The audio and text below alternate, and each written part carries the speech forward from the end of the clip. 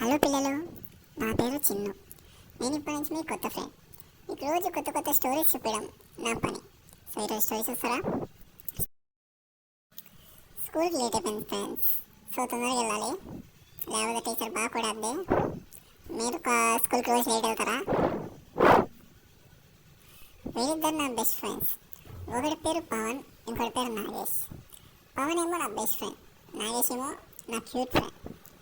ఏమో మా టీచర్ చాలా స్ట్రిక్ట్ ఉంటుంది, కానీ మంచిదే.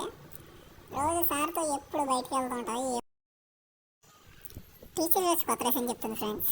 నాకైతే అస్సలు నచ్చదు టీచర్ లెసన్ చెప్తే. మీకు నచ్చుతుందా?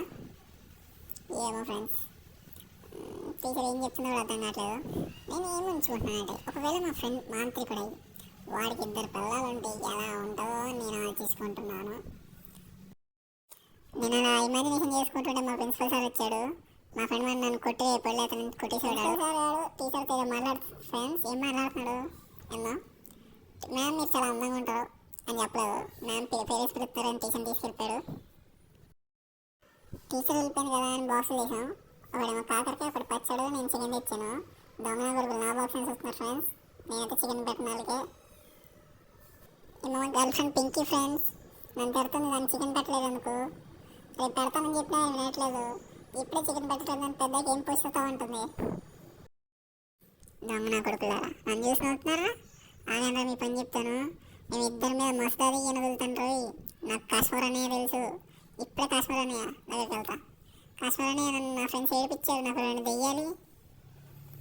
ఏంటి అన్నయ్య మంత్రాలు చదువుతున్నారు? అన్నయ్య దెయ్యాలన్నయ్య ఇచ్చేసి. కాంచన, చంద్రముఖి వాడిని తినేయండి. హలో పవన్, నువ్వు చాలా బాగున్నావు, నేను ఈరోజు తినేస్తాం.